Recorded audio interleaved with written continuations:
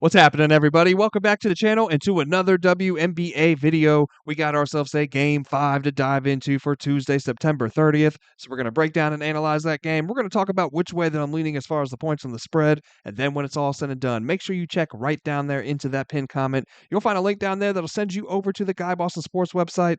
That's where all of my final plays for this game is going to live for free.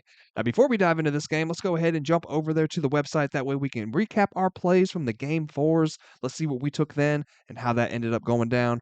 And we've had better days, man. We definitely have had better days in this round here in the semifinals.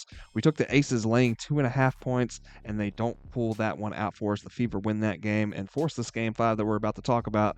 And in that other game, we took the Lynx and the Mercury a total under 156.5. They do go up and over the mark there. But we also took in that one the Lynx and the Mercury winning at the end of every quarter, any other result. And we do end up cashing there. So just 1-2 on the night, but we are still up through these playoffs so far. So let's go ahead and keep trying to stack up on those units here for this game 5. Let's see who's going to go to the finals to take on the Mercury, man. Let's dive into this game. Going to be a 9:30 p.m. tip-off time. Fever taking on the Aces. We're back in Las Vegas. Aces are 7.5 point favorites in this one. That total sitting at 158.5. Now, look, I'm just going to say right now, man, I'm not sure how many truly had the Fever one win away from the WNBA Finals when these playoffs started, right? Man, here we are. We're going to get a winner takes all game 5 between an Aces team that started the season flat, right? Just 14-14 before going on a tear and winning the final 16 games to close out the regular season. And then you got the Fever. They're here despite never really having a healthy Caitlin Clark at any point this season. And, losing her for the majority of the season, if we're being real, right? The Dewana Bonner saga midway through the season as well. And then as the season went on, literally half their rotation was lost for the year due to injury after injury after injury. And then down 2-1 against all odds, these Fever pulled off another impressive win in the series in game 4, winning the battle on the glass as well, securing more offensive rebounds than Vegas, and outscoring the Aces in second chance points 12-0. The Aces actually shot the ball better, not only overall from the field at just under 50%, but also from deep as they went 9 of 23 for just under 40% shooting. While the Fever, they hit only 4 of their 15 attempts from outside for just 26% shooting on the night. Vegas dished out 22 assists to just 14 from Indiana. But while Indiana turned it over 15 times, resulting in 16 Vegas points, this was another area where the Aces really faltered in game 4, man. They coughed it up 17 times, allowing 25 points off of those turnovers. But this is an Aces team that turned it over at the 4th lowest rate on the year, man. So I'm not too concerned about that with Vegas in this regard, right? It's a 1 game sample size. I'm not too concerned for Vegas in general, man, because there was, one disparity in game 4 that had an impact in that game, more than any other thing, in my opinion. And this was a game that was closer for the majority of the contest than the final score indicates.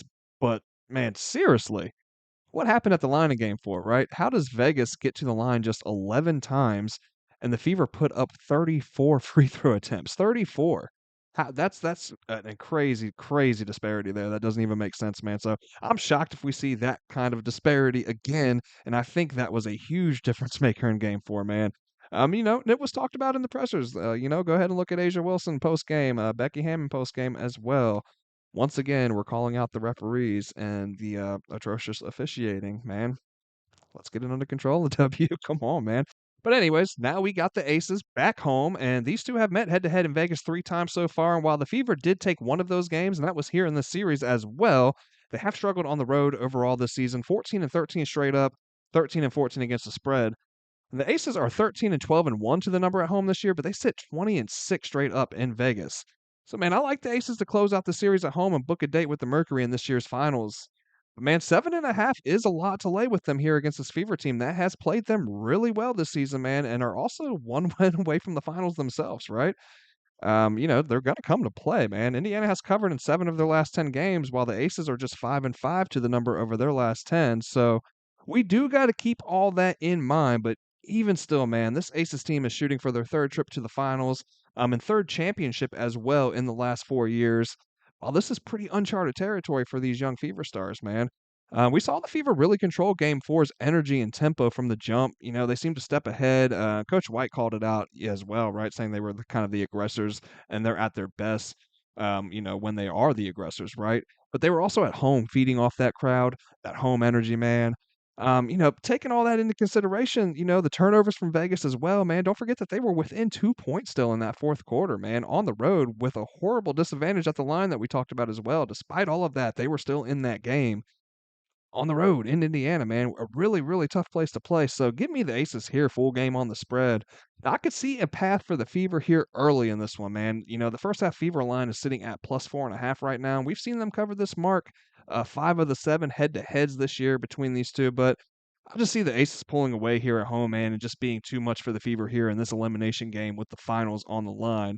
For the total, 159.5 feels pretty low at first glance, but 9 of the last 10 head-to-heads between these two have hit under, and only 1 of the 7 head-to-heads this season have gone over, with Game 4 landing at 173. To see the books put this line out at a good 14 points lower than what we just saw Game 4 land at, that shows you that they expect a lower scoring game. And I mean, it's an elimination game, man. It makes sense, right?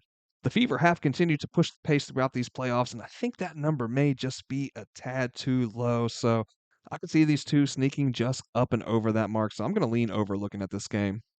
And that is going to wrap it up. Just this one game on the slate today. Hope you guys enjoyed the show. Hope you found the content helpful and useful. And if you did, please don't forget to smash that like button on your way out. Hit subscribe if you have not already. And that is going to wrap it up, man. Hope you guys all have yourselves a great Tuesday night and cash out in this game 5. And I'll see you back for the start of the WNBA Finals. Have a good night.